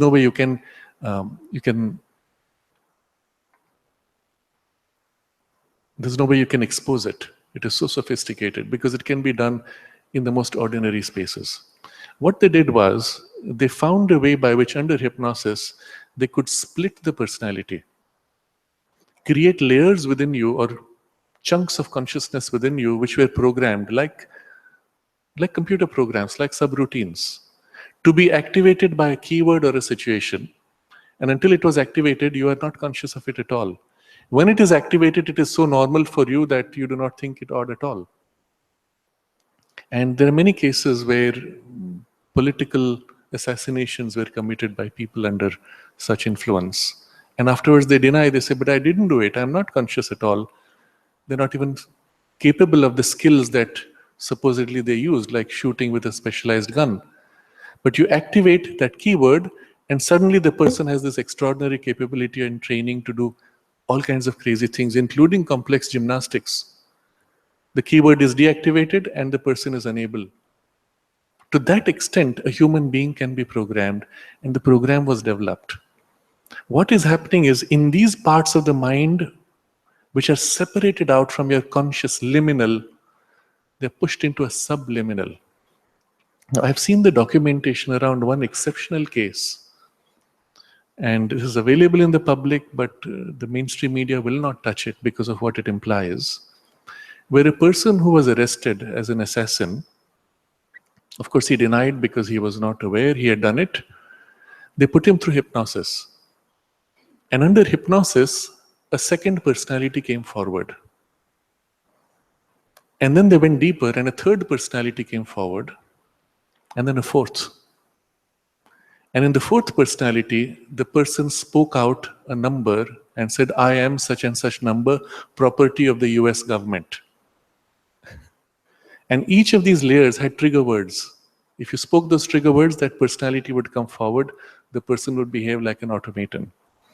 I'm taking this extreme example here because the reality is this: within us, there are so many layers and parts we are not conscious of that are not integrated. We have not been programmed, fortunately, by such means, but in the evolution of nature itself, there are these different parts within us, remnants of our personal evolution or imprints received in our collective evolution or heredity. So a certain child, under certain stress, suddenly becomes violent. Of course, under psychotherapy, you discover that as a baby, he went through certain things. That remains like a kind of a subliminal memory. He's not conscious of it, but it gets activated. It's not too different from this programming, except it's happened because of circumstances of life. As part of the yoga, and we don't need psychotherapy for this, as part of the yoga, as we grow into the inner awareness and as the psychic being comes forward, it lights up the whole inner space and brings a spontaneous harmony into all these parts, aligns them, arranges them around itself as the center. And that's when the cohesiveness of the personality really takes place. Until then, we are not one person, we are a crowd. We're so many different pieces, always nudging, pushing, jostling for their fulfillment. What comes forward in the limb, crossing the limb in our surface mind, is only the sum total of all these complex pulls and pushes. When they say that in observing the brain's working, we are only using 10% of the brain power, What is the 90% doing? It's not passive. It is in chaotic, disorganized activity. Not so much brain, but the mind. Chaotic mechanical activity just going on, repeating restlessly whatever its habitual impulse is. And I found it so surprising, and it happens to all of us. Somewhere out of the blue, in a moment when I'm semi conscious, pop, a jingle pops up, a piece of music, which I have, a song perhaps, I have never consciously remembered. I'd completely forgotten in the last 20 years. I'd heard it once or maybe repeated it a few times 20 years ago, and it popped up right now in the midst of something. And if I introspect and try to find what made it come up, I cannot find any link, any association. It just came up. What does it mean though? It means it was still active somewhere inside me, in the huge universe that is our subliminal domain. And if that is true of a jingle, what of all the rest? All the experiences and all the imprints and all the influences, and including the heredity, which may involve even imprints of habit, of energetic bundles of your ancestors still operating inside your inherited energies. And that makes for a pretty complex bundle. And if you have had that experience of mixing with a crowd where their energy got into you, you don't know what kind of infections you have caught, which are energetic infections, which may also be whirling around inside somewhere in some layer and then popping up once in a while. It's fascinating when you think about it, what a mess we are. And one of the immediate objects of the yoga is precisely to bring forward the true center, the true person, around which all of this can be cleaned up. The error is to follow some of the indirect methods where they say, clean your thoughts, clean your emotions, remove all the things. And the psychotherapeutic processes which pick one piece at a time, you cannot, because it is infinite. The clutter is so massive, you cannot. The only way you can solve or heal the problem is by bringing forward the one thing that is true, your inmost soul, your psychic being. Everything else is this clutter of nature. And increasingly, as that influence begins to stabilize in you as an active influence, around that active center of its influence, everything else tends to fall into place automatically without having to go through all the struggles of therapy and going back into memories and digging them out and worsening them in the process and then conflicting with others. Doesn't work. Too slow, too confusing. It only adds to problems. The method is as simple as when you have a clutter of metal pieces in chaos, you bring one magnet and they all move and align themselves around the center. Literally, that's the process when the psychic being comes forward.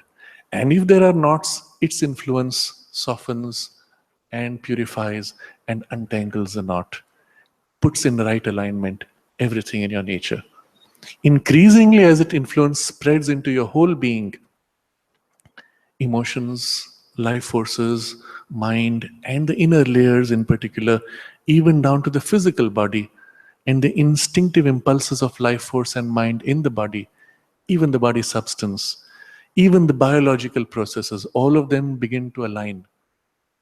Maybe it takes a little time, but in the time in which it manages to organize this would be in the normal process of evolution many hundreds of lifetimes. And there is no way you could have done it by any other means. And that's why the first emergence of the psychic presence, however subtle, however incomplete, that is your first safety and reference. Everything else after that becomes safer. There's a letter of Sri Aurobindo. I do not know the full context because the question has not been published, where Sri Aurobindo simply says, everything in yoga is dangerous except the realization of the psychic being. But that is true of all life. Everything in life involves risk and danger, isn't it? Even walking down the road is risky nowadays. But that's so also of any inner process, except this one thing. Your love for the divine, your turning in aspiration to the divine, that is the one safe thing you can do. Everything else is dangerous, isn't it? So one puts that as our priority. So coming back to this text, there can be will and intelligence of other human beings that uses the organs, or it is influence and actuations from the emergence of subconscious, subliminal mind, or mixed combination of both of these agencies. And the complexities involved in the subliminal and subconscious layers are so large that often you may not be able to distinguish. Is it an outside influence from some being, or is it from within your own subliminal or subconscious? Well, if you study the problem deeply enough, you will notice I was under influence of that particular thing which left an imprint, which imprint has festered and is now popping up. So is it from my subliminal or from that being? Doesn't matter. There are people who have subliminal and subconscious knots from a previous life. And it's not a nice thing to say, but I want to just put it on record while we're on the theme. People have dabbled in occultism and got into a relationship with beings. It's some of the most dangerous things one could do. What happens is you've made a relationship for a convenience. The being gives you a certain power or capacity in return for something, always something terrible, compromising your freedom. And once it has got a connection, it latches on, it will not let go. And the only freedom you have is when you leave the personality, you drop the body, you've gone on to the next. And then what remains? If that has been strong enough, the imprint of that remains. And into the next life, although you have no access to that particular relationship earlier, the imprint and the tendencies associated with that are somewhere inside. Part of your distorted, damaged inner being. And to the extent that that is still aligned, that being or a similar quality of influence can begin to have access. A lot of people I've seen who have some aberrations of personality are carryovers of this kind from a previous life. It was also the damage done, particularly during wars. And in the extreme, during the Second World War in the concentration camps, the kind of damage done to people and the psychological and inner layers was so deep, many of them have carried it over into the next life and are still struggling with the imprint of the damage. And again, the solution here is not therapy can be helpful for one particular thing, but the long-term solution really is the emergence of the divine presence, which in the psychic core can heal and bring this purity and stillness and peace and heal whatever damage remains even from such things. It is really a damage at the level of the psychic personality, and that's why it carries over into successive lives. So at some point, as I said, you cannot distinguish between is it from an outside separate being or within your own, and that's why he takes trouble to mention or the emerge or the mixed combination of both of these agencies. So what happens? There is such a intelligent will, not of the conscious actor, but of a larger universal influence. And of this he says, but in this yogic status of action, by the mere organs, again he repeats that term, kevalair indriyai, only by the organs and senses. It is the universal intelligence and will of nature itself, working from centers superconscious and subconscious as it acts in the mechanically purposeful energies of plant life or of the inanimate material forms. But here, with a living instrument who is the conscious witness of the action and instrumentation. And he says, it is a remarkable fact that speech, writing, and intelligent action of such a state may convey a perfect force of thought, luminous, faultless, logical, inspired, perfectly adapting means to ends, far beyond what the man himself could have done in his old normal poise of mind and will and capacity. Yet, all the time he himself perceives, but does not conceive the thought that comes to him, observes in his works, but does not appropriate or use the will that acts through him, witnesses, but does not claim as his own the powers which play upon the world through him as through a passive channel. So this is the nature of this particular yogic experience. So having gone through all that not so nice things, we have come back to the yogic experience where you, the person, is now in this silent, pure, essential existence. The personality is now part of the larger machinery of nature.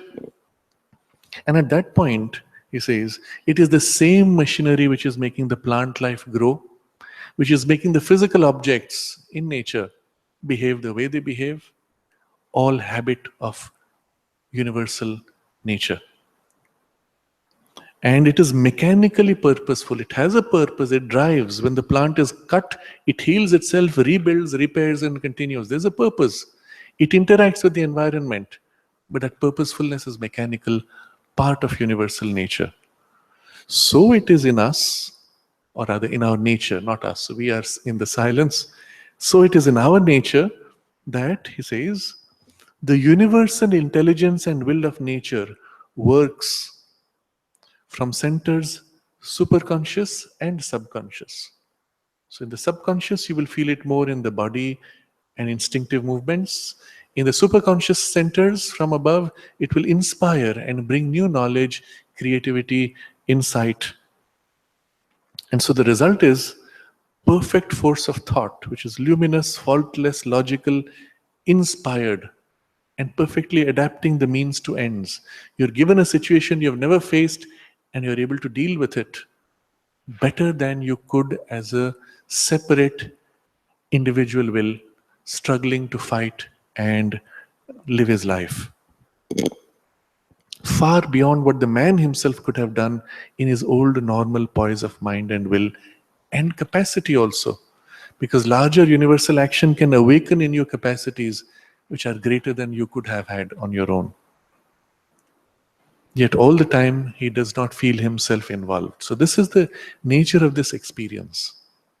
Now, you can see how, if you had to meet such a person, you would experience an extraordinary capacity and intelligence and so on. And the person might say, well, I am not doing this. And it may seem to you to be a contradiction, but to him it is a perfectly real experience. So, what is the nature of his separateness? He says, yet all the time he himself perceives but does not conceive the thought that comes to him. So, thought enters and works out. I don't have the sense that I have thought it out. I see it coming in and acting. I see the inspiration descending and forming. So, what would such a person say if you told him, what a brilliant idea, you thought it up by yourself? He says, no, it came. Or it is God's thought, it's not mine. God gave it, God gave the knowledge. Now, you've heard such phrases in the lives of saints, perhaps. The saint has this extraordinary knowledge about something he couldn't have known. You ask him, how do you know? And he says, well, it's like that. Or the divine told me, depending on the nature of the relationship. If it is more impersonal, that's how it is. If it is personal, then you have the sense that you were given this and it was done through you by him, not you. But still, it's just it's a movement in the nature. And then second, he says, observes in its works, but does not appropriate or use the will that acts through him. So even there's a will that rises and does the work, not my will. I don't identify. I don't seize and say, I am doing. I see it happening. I see it doing. That's all. Third, witnesses but does not claim as his own the powers which play upon the world through him as through a channel. So there's a rush of an inspiration and action, and something is done, but I did nothing. Who did it? Nature. Or if it is a higher action, God is working, I am not in. It's using this instrument, but I am not there. A passive channel. Then you might say, well, this is strange, it might be odd. He says, but this phenomenon is not really abnormal or contrary to the general law of things. For do we not see a perfect working of the secret universal will and intelligence in the apparently brute, jada, action of material nature? And it is precisely this universal will and intelligence which thus acts through the calm, indifferent, and inwardly silent yogin, who offers no obstacle of limited and ignorant personal will and intelligence to its operations. He dwells in the silent self. Now he is there. So who's acting? He allows the active Brahman to work through his natural instruments, accepting impartially, without participation, the formations of its universal force and knowledge. So we will review this last part a little bit in next time, but just to conclude today's discussion,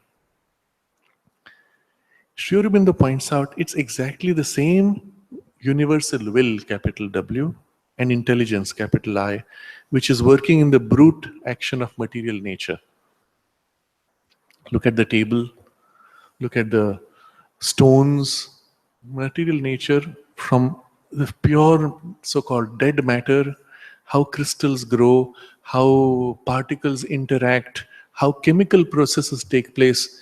It all involves an extraordinary intelligence which is holding it together. Modern science is only observing that intelligence and listing out its observations. When you combine hydrogen and oxygen, there's a flash and water is created. Why? How? We actually do not know. We observe it happening, we see it happening everywhere, and we declare, this is the law, this is the property of oxygen and hydrogen. Excuse me, what does that mean? What does it mean to say hydrogen and oxygen have the property that they combine to become water? Water, Sri Aurobindo points out in the Life Divine, water has no characteristics similar to oxygen, no characteristics similar to hydrogen. So how does a combination of two things create something which is so totally different? We don't know. This is the reality. All we have of science is empirical observations, which we have collated, generalized, and declared as law of matter. Who made the law? What makes it happen? What compels matter? Those are not our science. That is philosophy. We don't even discuss it. So you avoid the question completely. But the reality is, if you enter into that question, you can only conclude there is an extraordinary will. Something willing, pushing, compelling, pretty much uniformly everywhere in the universe, across time. But doing it with an extraordinary intelligence, that things happen exactly the way it is intended, so that all of this is possible. One of the extraordinary things we discover through the study of science, all the measurements of the universe can be reduced to something like 6 or 7 fundamental measurements. If even one of them were slightly off in its measure, in its number, in its quality, slightly off, the universe as we know it could not exist. Life as we know it would be impossible. Amazing, isn't it? You look at the behavior of water, you can map it against all other substances in the world. So this is something we do even in college level chemistry. They map out the correspondence, I think, of temperature and certain other characteristics of different materials, how much it expands with temperature. You will find all the materials fall broadly into a straight line, except water is way off somewhere. Why? And if it was not so, life would be impossible. Water is the only thing which freezes and expands when it freezes. All other things, when they freeze, they contract. As a result, when a lake freezes, the ice forms on the surface because it expands, it floats up. And below, it protects the water and keeps it warm. The ice itself acts as an insulator and not a conductor. Again, a special quality, preventing the heat from inside from leaking out. That's why life can survive in the lake when the lake is frozen. Specific characteristic and many other characteristics of water, all of which have nothing to do with hydrogen, oxygen, and do not fit in the overall pattern. And if it was slightly different, life would be impossible. And this is so at a most fundamental level in the 6 or 7 core measurements of the universe. And you wonder about it. Obviously, there's this huge intelligence and will which has formed it. And we are speaking only of material nature and its more sophisticated expressions in plant and so on. So he says, do we not see a perfect working of the secret universal will and intelligence in the apparently brute action of the material nature? And so why not the same intelligence and will now use this conscious human instrument with a developed mind and emotions for doing its work? And then the question comes, who is this intelligence and will that is using this? Remember, I have separated myself into the silent Brahman. And so he says, this intelligence and will is also an aspect of the divine, part of the other side, the active Brahman. And so I have separated myself in the silent Brahman, and the active Brahman now takes charge of the personality and works through it, and being able to do far more than what my narrow, egocentric personality could have done. Why? Because the ego, in its very instinct, would say, a suggestion comes which is correct. It says, no, but I like this more. I'm habituated to that more. I am not capable of that, and so I will not try. And all these little blocks, which are natural to the ego sense, they break, they distort, pervert the true inspiration which should have come from above and used and worked through you as a perfect instrument. And that ego now removed, well, you are now an instrument for a much greater intelligence and divine intelligence and will to work through you. Except you're not seeing it as that, you're seeing it as a larger mechanical nature. So your perception of it is limited because you chose an exclusive identification with the pure, essential existence of the self, ignoring its aspect of knowledge, power, intelligence, consciousness, and delight, all of which have been now pushed into this appearance of a mechanical nature. So the next step will be now recognizing this as not just mechanical nature, but a deeper truth, the active Brahman, and then you will still have a problem. The passive Brahman, silent Brahman, and the active Brahman are separated by a gap. How will you heal that gap? And that will be the discussion after. Now you look at the big picture of the discussion and you see how much detail Sri Aurobindo has gone in, and such a compelling clarity of logic, carrying you within it step by step so that your own experience can identify and say, yes, that makes sense. I can even resonate in some part of me with that depth of experience, although I don't have it at that depth. And it makes so much eminent sense. It is so obvious and so simple.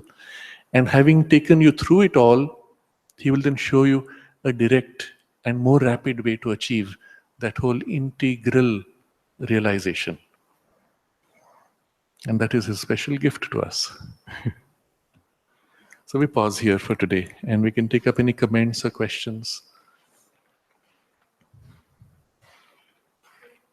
Yes.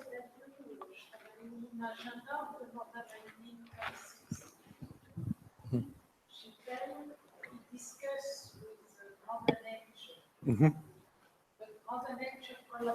Yes. Yes. That was a very important event. And Mother has recorded it with a message she gave. For just to recapitulate what she said, in 1962, Mother established a special collaboration with Mother Nature. Now, what that means is the Divine Mother and the mechanical aspect of Mother Nature, who is nothing but an emanation of the Divine Mother, but in her mechanical movement. That those two have been linked in the sense that mechanical nature willingly accepted to serve the evolutionary purpose of the divine will and the emergence of the next step in evolution. Rather than resisting and staying with the old habit, she has chosen to participate. And there's a beautiful message that the mother gives. I don't have the exact words, but something along these lines where she says, Mother Nature, you have accepted to participate. And then she writes, and there is no end to the wonders of this collaboration. Something like that. And one of the signs you will see, which is probably the first steps are being seen now, there will be a huge diversity and efflorescence of the forms and richness of colors in flowers and in some of the forms and richness of what the plants will express. Because they are the first, the most responsive parts of nature, not confused by the egocentric mind, and so able to respond to the will in nature. And the flowers representing the psychic vibration in nature. So in them you will see the first characteristic of nature's participation. And all the rest will, of course, inevitably follow, including in the human body.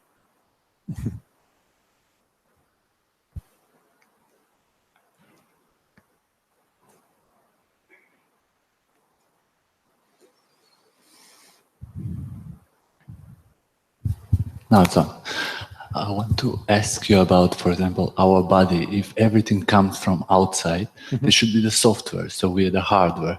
You didn't say about the implants which we have, the altering DNA, because the mother in the second book, I think she explained when getting the contact with Mother Earth that there is one prime anomaly, let's say it like a virus, electronical virus, and then the Mother Nature said, okay, don't deal with this because this is out of time. So actually we are not we, the body, because we are the soul and we incarnate in our body and the body is manipulated. Yes. There's a very complex interplay. Yes, there's a very complex interplay between the working of what comes from universal nature and all other influences and what comes from the soul within and the working of the divine will. And it's a complex play. And the more complex because our personality is more complex. As I said earlier, in the plants, because the rational mind is not there, they are much more spontaneously responsive, and in the flowers even more directly. But in the human being, because of all the complexity of the personality, everything gets somehow mixed up. And so there is an action of the personal soul's will and influence. It's one of many actions, many things mixing. And so inevitably what is put out by the soul's will, by the time it reaches the surface, is often so mixed and so warped with your own desires and habits and nature that you don't recognize it for what it is, or it is even the opposite of what it wanted to do. But through it all, through tiny nudges, through tiny pushes here and there, it works to lead us, often in a zigzag way, towards the larger purpose. But it can lead us only if we are free to accept that energy, for example, from the higher self, because there are so many technology who works against us. And what our mother was explaining, now we know this, and now we can fight that technology. with other technologies. So we can leave us ourselves to find out the. So the key in the evolutionary process is when we become conscious and choose to align with the soul, its aspiration, and the divine will. That's when the link can form more rapidly and all the rest speed up. And that's what yoga is about. Yes. Question general about You can use the mic if you want. Yes. I have a question about Sri Aurobindo's yoga, that in the whole yogic process, there must somewhere a point which means that you have to come completely empty, right? So in the... I mean, we were talking about the morphogenetic fields that it surrounded us. That's why these occult groups can work with it, you know? But to come out of all that means to be completely empty. There is the necessary step for the consciousness to recover its freedom in the divine. And that is what this is about. The realization of the passive Brahman is nothing but your consciousness stepping out from the mix, confusion, and the binding of the prison in which it has grown in its evolution so far. It steps out of that to get to a poise of freedom, but from the freedom it now reconquers all this domain and recasts it, reshapes it in terms of the divine freedom and the divine will. And it is that which will be the fulfillment of the yoga. In that sense, Sri Aurobindo says, his yoga begins where others end. While most of the traditional yogas stop with the freedom and say the goal is to be free, he says no, the freedom itself is only a first step in order to re-enter and reconquer. And so that is the larger goal, for which freedom is a temporary poise. Makes sense. Yes. Thank you.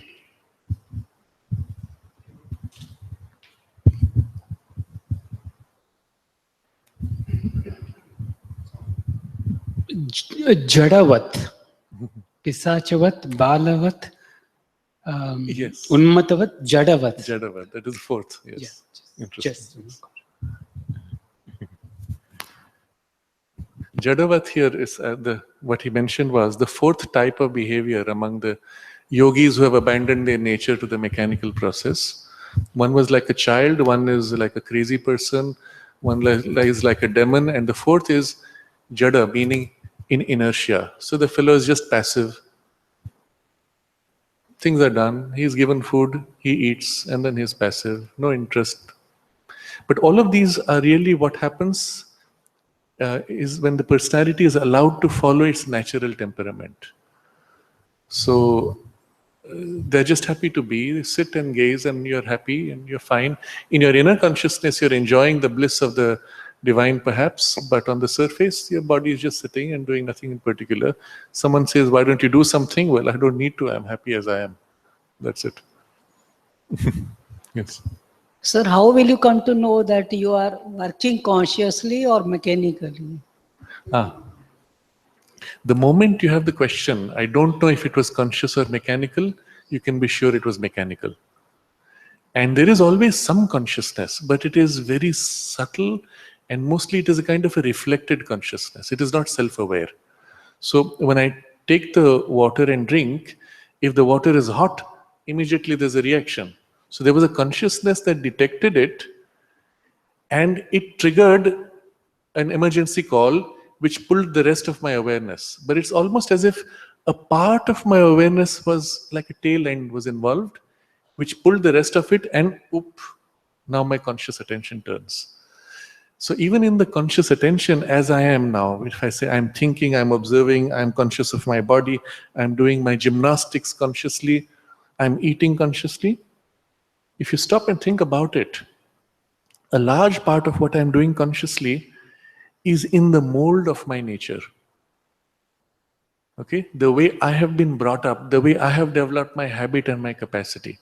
So again, what you see is there is as if a point of consciousness behind which glows out, and it is the glow of the consciousness filling which I consider to be my self-awareness. This truth we realize only when we awaken to the pure consciousness of self. Then we say, all that I thought was my mind self-awareness was only a reflection, in the mind of the self's awareness. It means when my mind is in the work, it means then I am doing it consciously. No. No. And even that is not the true consciousness. Oh. It is a partial consciousness, but it is better than no consciousness.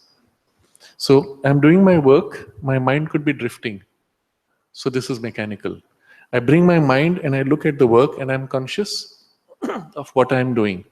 But the doing itself is mechanical. My hands are moving mechanically, right? How to make it conscious? So you can put your attention into the hands and even move the hands consciously with each movement. It would be good, but after a point it becomes impractical. Then you cannot think ahead. You see, your mind needs to be doing something to plan for the next step. So it is a bit tricky when you start doing it like that. But the trick will be here. Step back. Simply become utterly conscious of the center that's observing. Sir, it is better to remember the divine and work, or it is better to put that consciousness into that work? So both are useful, but I'll just point out the two activities. First, you step back. Become utterly conscious of your own awareness as much as you can, and in relation to the divine.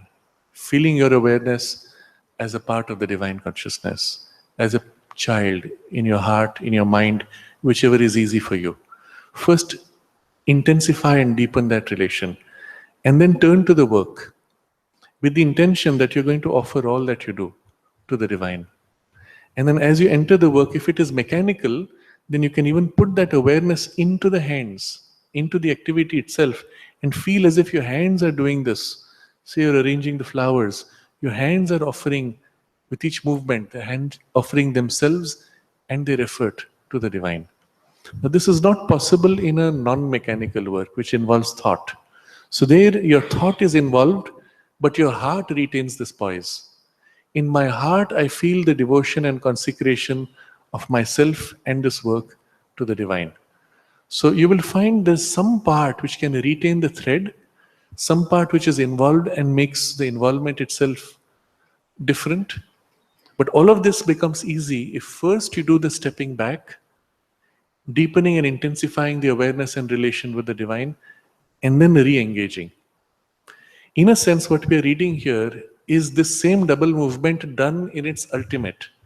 You step back entirely from the full involvement in nature, recover the silence of Brahman, and then re-engage with the action of Brahman. That movement we are replicating in small steps each time we step back to connect and enter the work and offer.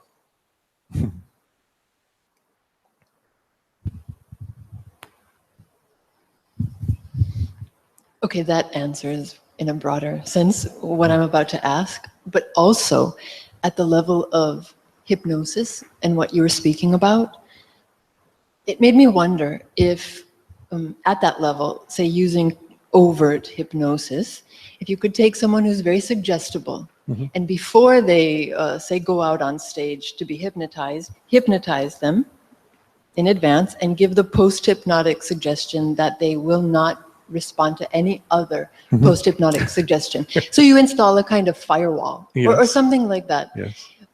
Have you ever heard about that kind of use of it? In fact, in the brainwashing technology developed by the military, they use this. Having implanted a suggestion under hypnosis and created this, let's say, perfect assassin or whatever, automaton, they put a suggestion that you will be impervious to other people's hypnosis. And only this person or somebody with this keyword will be able to hypnotize you. Now, in fact, it works. So when such people, they attempt to hypnotize, they find this firewall, there's a block. But fortunately, the human consciousness is not so mechanical.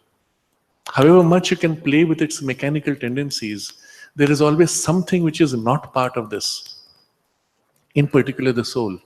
And to the extent that the inner being is awake and its influence active, the hypnosis begins to break down, the firewall begins to break down, these layers artificially split begin to break, and something of the soul begins its process of reintegrating the personality.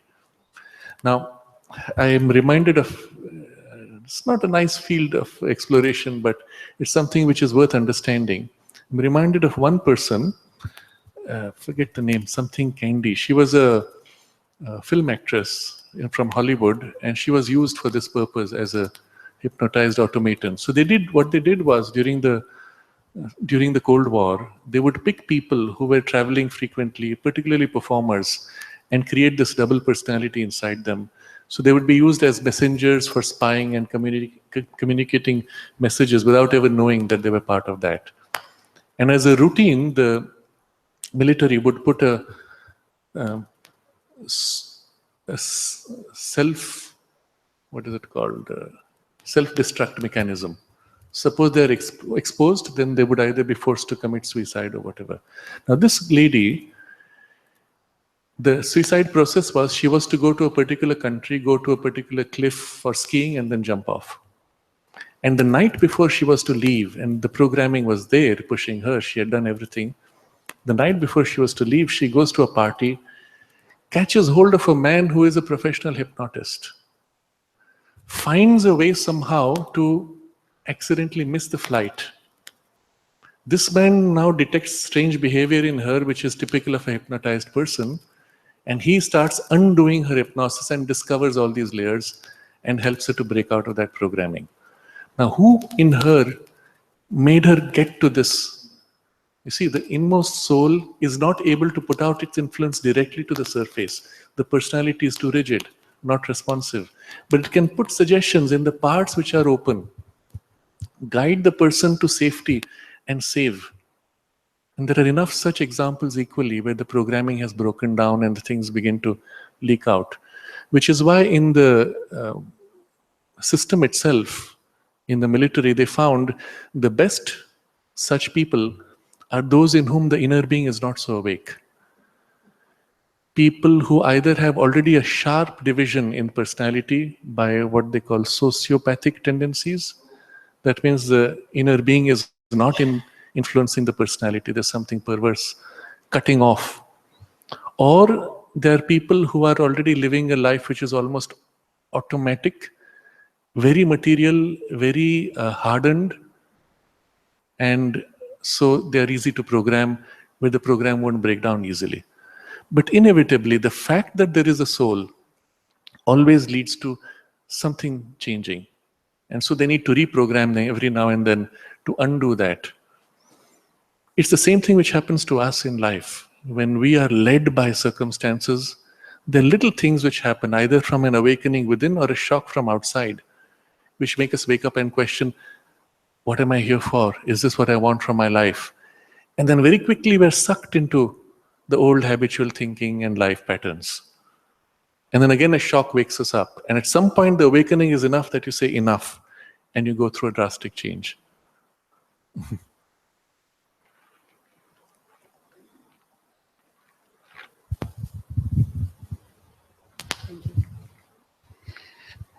This what you are telling now and also before brings me for me, what is happening worldwide recently, no? Recently, 20 years, there's a whole of manipulation. Mm-hmm. Even, I would say that I have had feelings of even the terrorisms have been controlled or could be controlled by the government. So having this tendency now with all the technology we have, that also through the technology, they can very easily know profiles, can manipulate. So this, what you just told now, is bringing for me a little positive, because if on one side there is this tendency growing of manipulation, and you're saying the internal is going to break out, so maybe this has to happen for the breakout of the opening of the soul, no? Yes. In the humanity, because otherwise the way is going. Increasingly, as these manipulation technologies become more sophisticated and more covert, you are helpless externally. Your only protection is the inner awakening.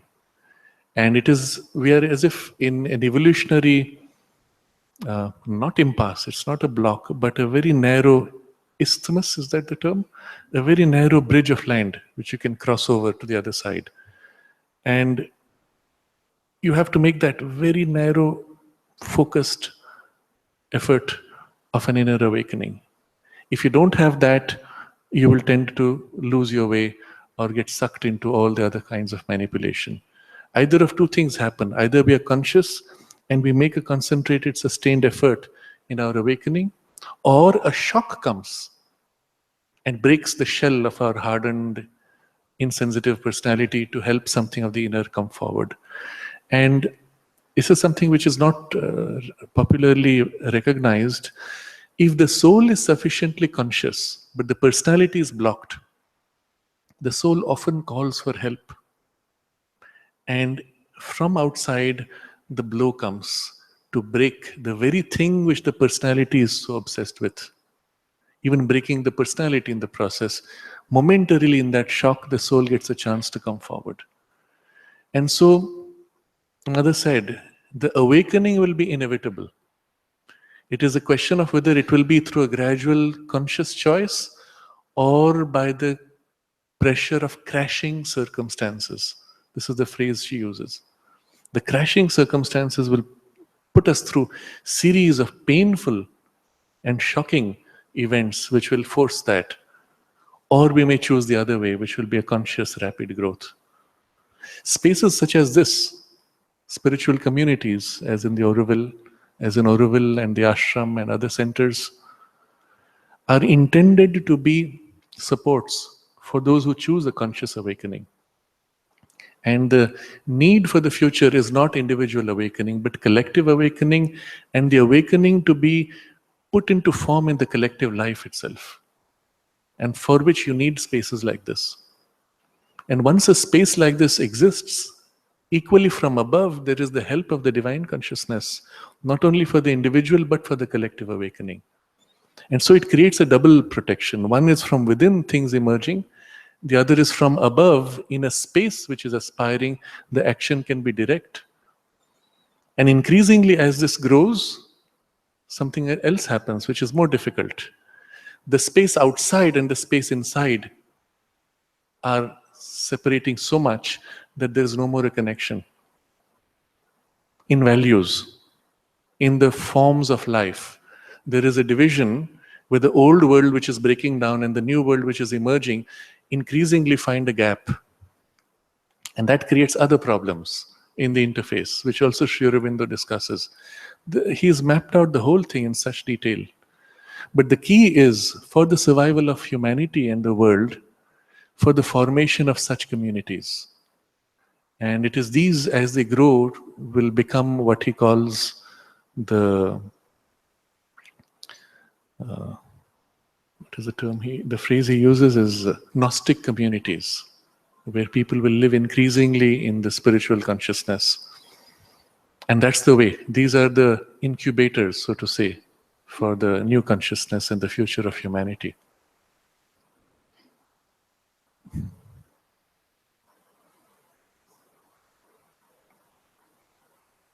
So we are in very special times, in a very special place. And it is a rare privilege to be here at this moment with an opportunity like this, where the divine grace is actually actively helping us in this effort. We need make only a small effort and the results can be extraordinary.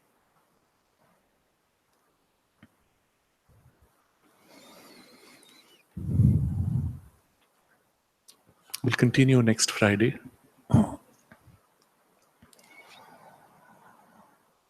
Oh.